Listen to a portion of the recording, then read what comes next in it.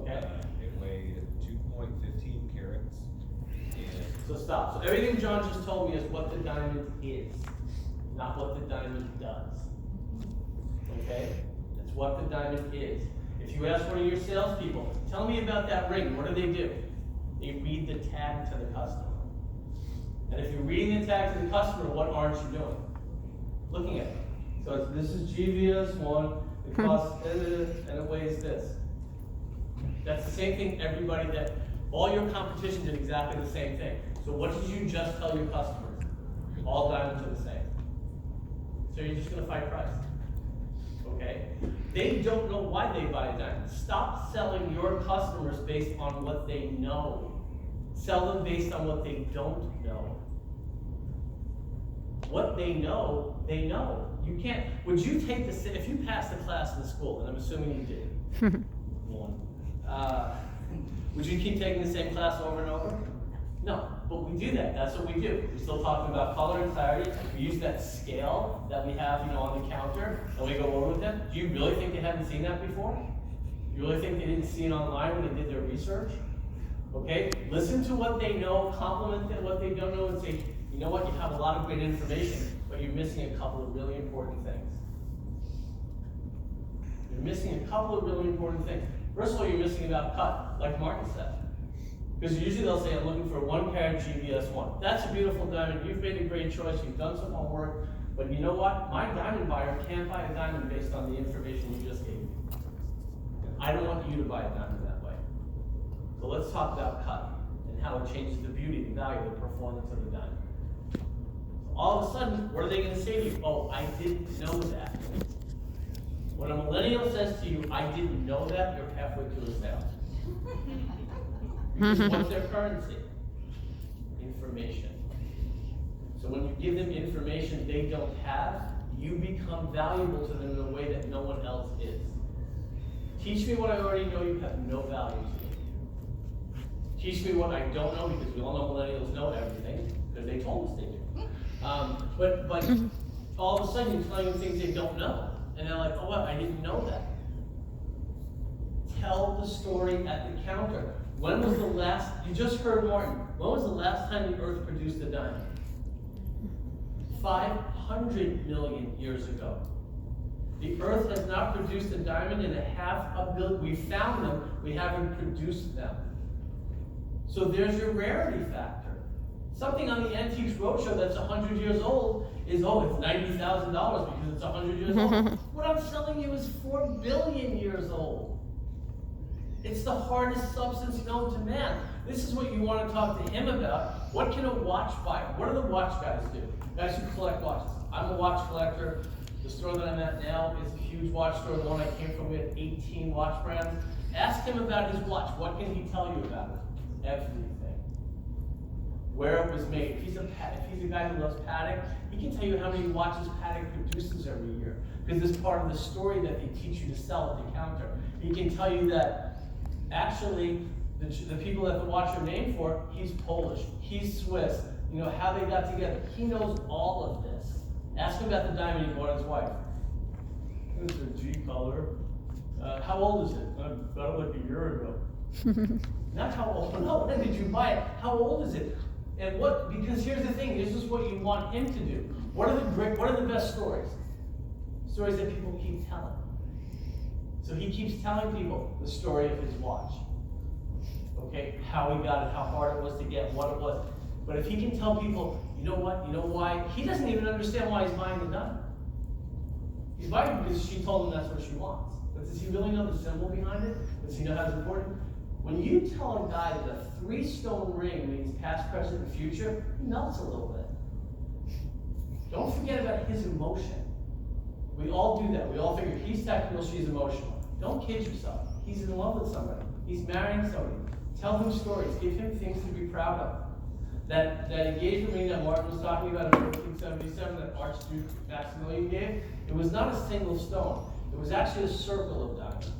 And it represented, what a circle of diamond represented then was, my love will run out when the circle runs out. My love will run out when the circle, now, I have 6 stepmothers who won't agree with that story, but that's I'm not kidding. Anyway, but seriously, so tell the story. And when you go back to your staff, challenge them to tell stories.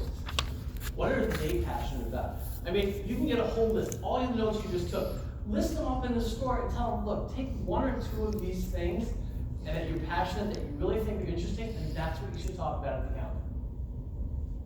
Not what a diamond is. A diamond is color and clarity. What a diamond does. Why it feels the way it feels. Why am I giving it? What does it represent? There's a reason that it's the #1 symbol of love. To say, I love you, and I'm giving you this diamond. Okay? So we have to tell that story because your competitors are not. They're not telling it online. What's the main difference between, who here sells lab grown? Okay, John, what's the main difference between lab grown and mine? One was made in China 2 weeks ago. The other one. Guessing you're not selling a lot of it. Looks like a plasma change. Exactly. Which is the lab grown with a little surgical mask. But what's the main, because I just asked the whole staff at CD Peacock this, and the answer I kept getting was, well, the lab grown's made in Crucible and both, and they just kept talking, and I'm like, stop. It's rarity. One was made 6 months ago, one was made 600 million years ago. They're both diamonds, which is important to you. And be done.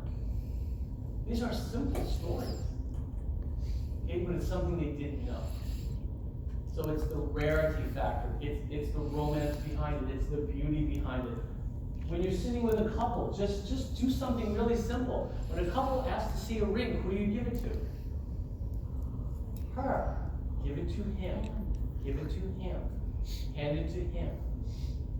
That's already telling a story that no one's told him.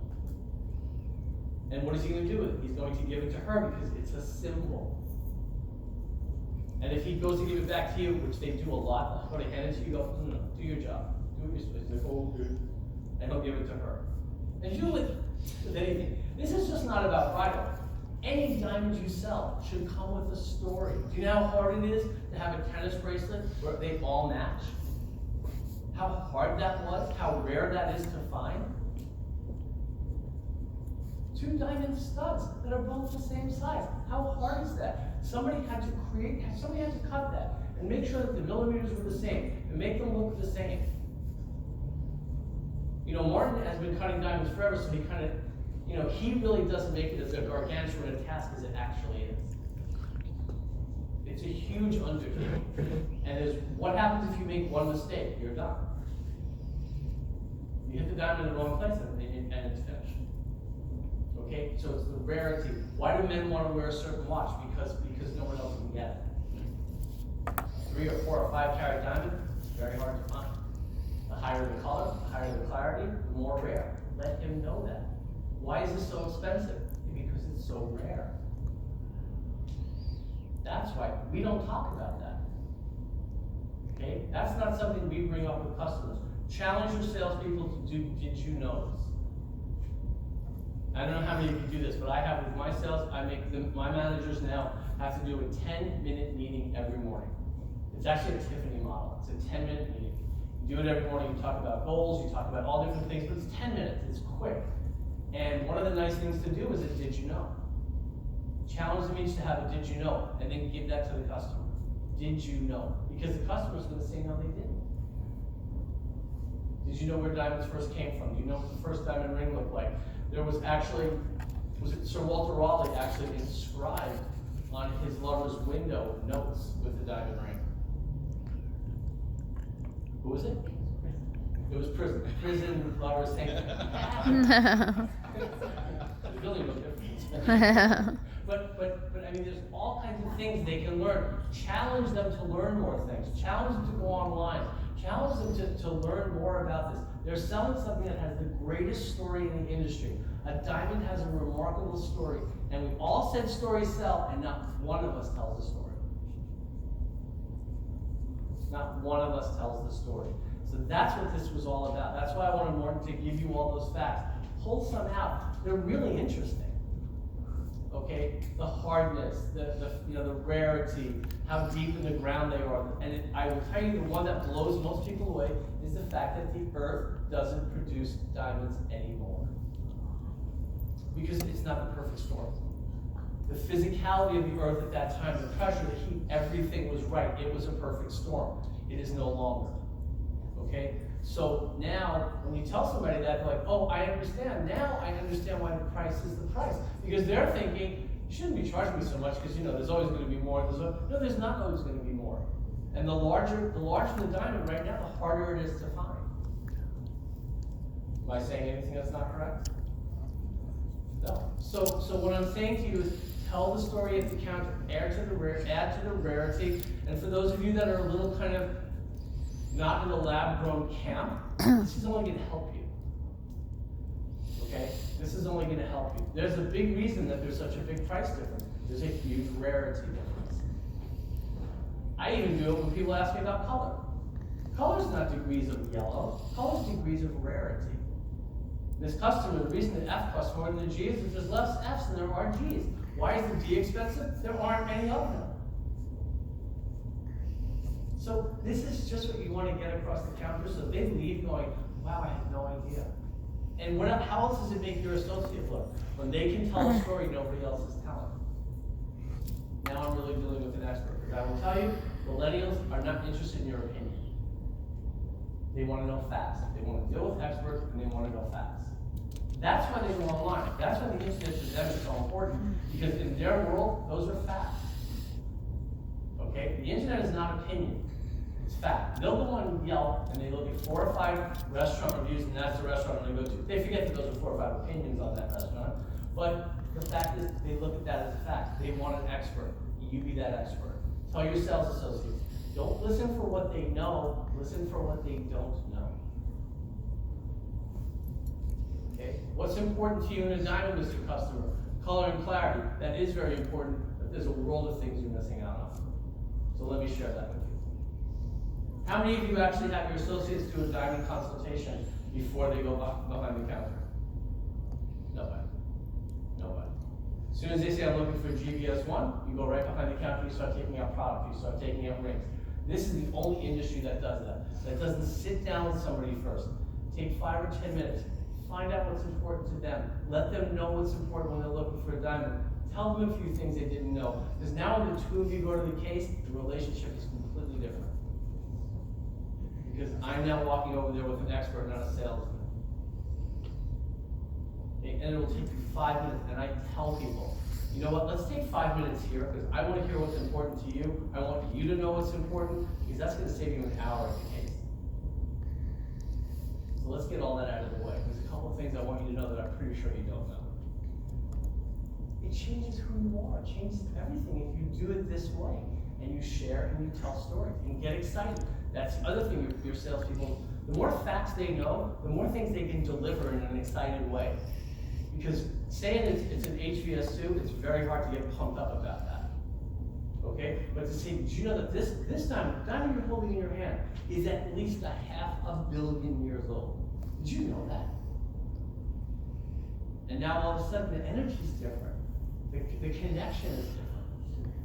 So have them use these stories, this energy. And you know what? You as managers, owners, other associates, you have to listen. Because you know that they're going to get real excited about it for about 20 minutes and then it's going to go away. That's powerful. That's on us. We always say, I introduce new things and then no one does them. Because you're not there telling you, you have to keep doing this. And check it and making sure it's getting done. Okay? Terry Cisco always says that. He said, it's about being on the floor with them, making sure that they're doing what they say they're doing, and listening to their manager, make sure. But, these are great stories, and they'll start to see the difference. Okay, and when you get the reviews and you get things like that, I love dealing with Bob because he really knows what he's talking about. He told me things I didn't know. That's why this is so important. Does that make sense for everyone?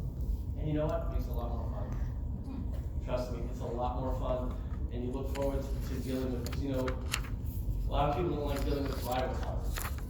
Well, it's not the rival couple's fault, it's your fault. Because you're telling them the same thing they already know, your energy is the same, so why would it be fun? They're ready to buy, you're not ready to sell. That's the biggest problem with bridal couples. You treat them like they're doing shopping. They've already shopped, they've been online, they've done their research. Don't treat them like they're shoppers, treat them like they're buyers. Get excited. You know, in your mind, it should be, I'm gonna tell them one or two things and then we're gonna close. Okay, and you can, go to Mark or, get his information, get a bunch of facts. Like I said, post them in the back, say pick one or two of these. And that's what I want you to bring to the counter. I don't expect you to list all of them because then it's not interesting and it's not fun.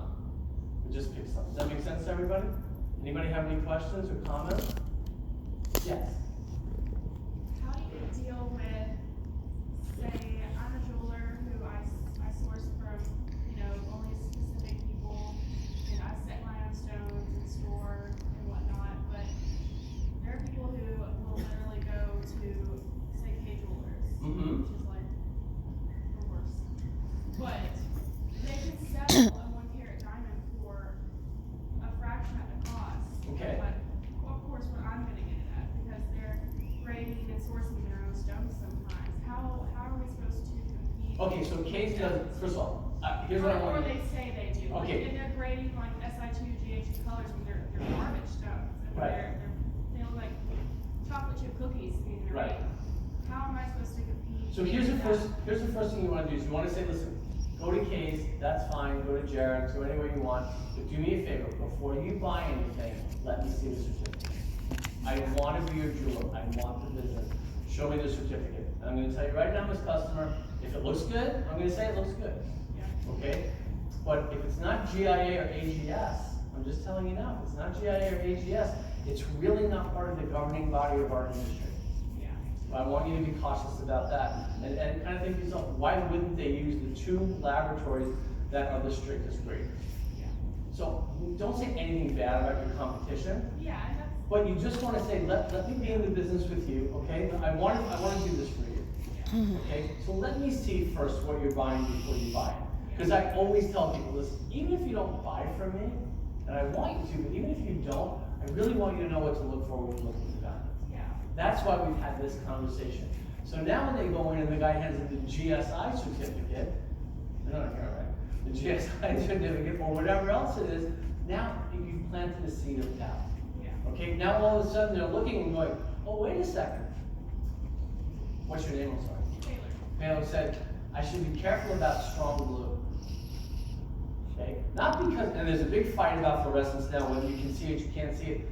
But here's the bottom line. There's an appraisal, appraisal format that they put, when an independent appraiser does an appraisal, okay, he puts into a program all the information. G-color, BS1, GIA, he puts in, the cut, and then when he puts in strong blue, the value drops by 22%. Your customer doesn't know that. Yeah. Okay? So, and again, why did this person, if Case did everything they needed them to do, if Blue Nile did everything they needed to do, why would they walk in your store? Because it's so much fun? Because as a guy, I enjoy this so much, I hate this. I hate every minute of it, so I want to go to more places. I don't. So you have to say to yourself, you had to come and see me. Obviously, there's something stopping you from buying it there. Okay, there's a confidence or something like that. So, careful of your own body language. Okay, don't get defensive. Don't say, what? Oh, now they're talking about Case and sorts, I'll never beat that. No, say, okay, it's great, I'm glad you went there. So, let me tell you what we do. So, Yeah, I like to bring out bring out my stones and just show the difference and here's how we buy. get just a blank stone out and show them how beautiful they Right. get. I will also tell you, and this is something that I've just run into, I will also tell you to be careful of your pricing. I know some of us give pricing where we have some wiggle room, okay? The millennial, where do they shop? Blue Nile, Brian Gavin, James Allen, okay? Brilliant Earth. What do those 4 sites have in common? What can't you do? Negotiate. Right. So you're not dealing with negotiators. Your price, they believe your price is your price. So give fair market price from the beginning, because they don't know how to say, can you do better? They read the ticket, it's too high, and they leave. Okay, so you're dealing with a different mindset now. This is not somebody, now your 3-4 carat guy, you can tell them that this is what it cost you, and he's still gonna ask for 20% off. Okay, that's just, That's the nature of the beast, that's fine. We know what we have to do for him. But don't do this for these guys, because they're judging you by that ticket. Okay, and you're not, and you can say, you know what, we're a first price, best price store. And let them know that during the consultation, this is how we price. So that's really important also. Okay, this is how we price. So, I got something for that question. Wow, an audience member with a microphone. I got a little answer for that question. It's something that I've worked on for years and years and years.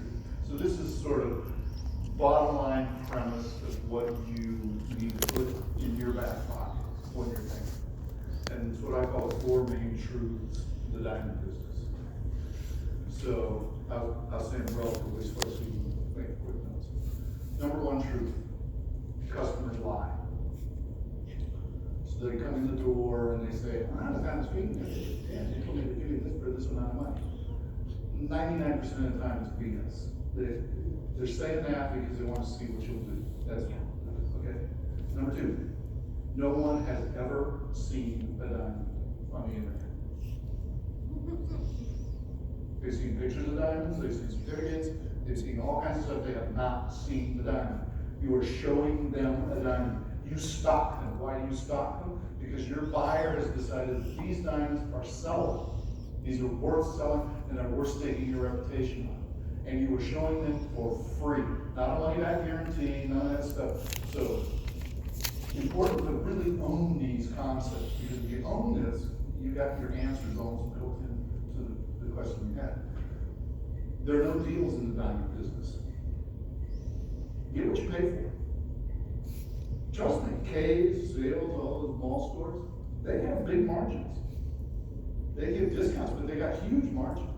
Why they have huge margins? Because the stuff is mismarked. It's what Adam's talking about. They got IGI goods, I guess they got certificates that don't play fair. The colors aren't the same as your colors, the clarities aren't the same, the sizes aren't the same, nothing's the same. So you're comparing apples and oranges and you're trying to beat prices.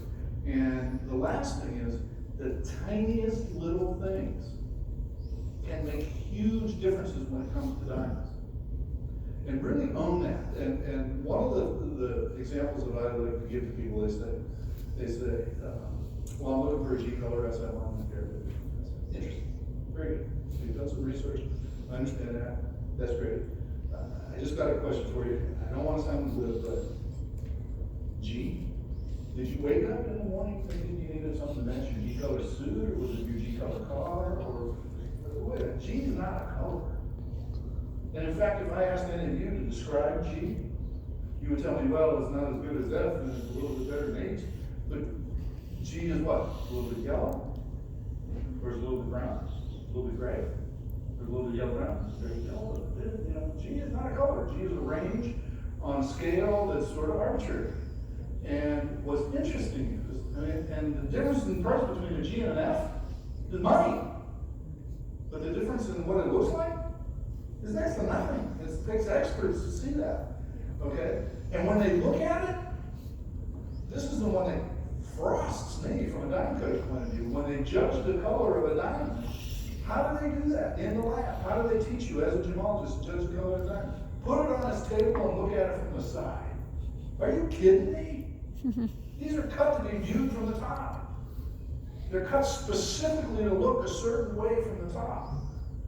When you judge a sapphire for its color, which it's sold for, you judge it from the side? Hell no. It's cut so that the saturation of the blue is on top. You might look at it from the side and see veining and a little white window in it, but from the top, whoa, boy, that's the cashmere blue. Dang. Diamonds ain't right from the side. Your customer doesn't know that. They think that these things are like etched in stone, that the difference between an F and a G. And the difference between an F and a G is a line. And some F's are almost a G's, and some G's are almost an F, and they got a little bit of fluorescence, and I'll take that. And if you understand that these little tiny nuances can make a big difference in value and a big difference in how the diamond looks and its saleability, that goes a long way to your credibility with the customer. And it's difficult not to jump their bones and have a fight, but you can do it if you own this information, you can do it in a way. well, I'm getting such a deal over there. There are no deals. Trust me, everybody gets what they can on diamonds. You know? They're not giving you anything. They gotta get paid, they got rent, they got, everything that we do, they do, and in many cases more. So, no, so if you wanna compare apples to apples, to Adam's point, let me help you do that. Yeah, And I can be, in fact, I am your expert. yeah. This is what we do for a living. Yeah, you're not talking to a jeweler when you come into a lot of like bigger retail stores. No, you're talking to a salesperson. Yeah, I mean- I want them to know, like, you're talking to the jeweler, Yeah. you're talking to the person that went to school to learn all this, and that's where we try and make our sale. Yeah, I went to, cause I mystery shop on the stores a lot, and I went to Jared's, and I said to the girl, I'm looking for a lab grown diamond, and she said to me, oh, you mean moissanite? And I didn't say anything, right? I didn't say anything, and she said to me, she goes, oh, and just so you know, it'll turn yellow or green in 3 to 6 months. I'm like, is she thinking of cheese? I have no idea what she's talking about. So, like we said, the bottom line is, understand, first thing you have to say to yourself is, why are you here? Why did you make another trip to this jewelry store after you said you went online, you said you saw, and I will tell you that, there was some information this morning that I don't necessarily agree with about how the online sales are moving up. Blue Nile has been at the same $400 million that they've been for the last 7 or 8 years. And even the 2% gain means flat. They're kind of like this. They're using it for information. They're coming into your store first. They're getting information, okay? And, information, like Jim Douglas, who was a trainer with us for a long time, would say information is not knowledge. Okay, so they're getting information, compliment them. Some of the information they're getting is really good. They spend a long time. Make sure that they, that you say, oh yeah, that's great. You know what? It's really helpful to me when you do your homework. It's so much easier to deal with a customer who's got that kind of information. But here's what you're missing. Here's what you're missing. And you can say it that way. It's not insulting. There's a couple of things you might not know. Because until you know everything, Mr. Customer, I don't want you to buy anything. Well, I think what Adam is also saying is, these are little semantic games that I play. Most of us think, our job is to sell customers. And mostly in my life, I've gotten to the point where I feel like your job is to help customers buy. And helping customers buy and selling customers are two different things. If I'm helping you buy, you come in with information. And to Adam's point is, you came in my store. Why did you come in here? If you went online and saw what you wanted, you'd have bought it. Why didn't you? Okay, if you're in my store, the operative principle now is you're my customer. Yeah. Now, you're not mine to gain, you're mine to lose. If I don't handle this right, I've lost you, but you're there to be my customer. Why are you my customer? Because I can help you discern which pieces of information you've got to report and which ones aren't. That's my job, is to help them make the buy. Help them do something that's good for them, that they otherwise have difficulty doing on their own. So you help them do that. A lot of times, and I think what we're trying to get at here, it doesn't take a lot of extra information. Very often my thing is, I want to tell them one thing that they didn't know that makes a difference to making that decision. Anything more than that, now they gotta go back all those other places they were at before to verify what I just said. But if I can tell them something simple, makes sense, and cuts to the chase, they're there because they want to buy from an expert. And the millennials, my son is the quintessential millennial. I can tell you flat out, he is a smarter guy than me by a long shot because he can look everything up. But when he buys, he wants to buy from an expert. He's done his homework, and if he can outdo them, he ain't gonna buy from them. If they can answer his questions and cut to the chase and go, oh yeah, no, I know all that. Like Adam said, I know the history of Mantek. But did you know? Oh, I didn't know that. So, does anybody else have any questions, comments? I hope this was helpful for everyone. And just so you know, there's one more session at 5:15.